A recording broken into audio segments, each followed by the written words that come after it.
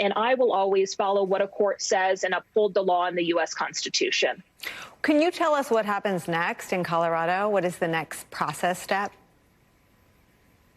So this morning, the Trump camp or yesterday, moved the case to federal court.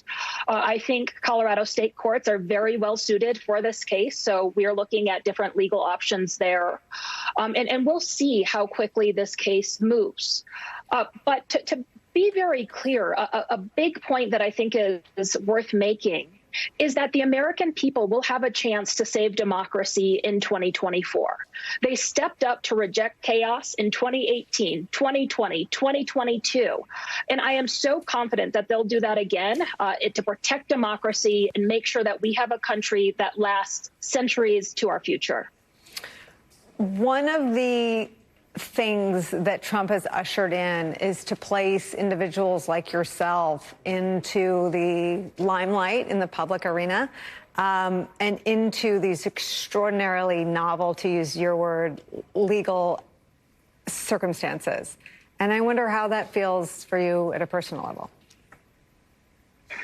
Well, I'll tell you, the most difficult issue I've grappled with during my time as Secretary of State is the threats. Trump has unleashed conspiracies that have incited threats to election workers and secretaries of state. He lies. He will do anything to intimidate. But I'll tell you what, I won't be intimidated. I'm going to follow this lawsuit through to as the best way that I believe it should be followed through. I will oversee our election. No former president will ever intimidate me. And that's what all Americans have to do.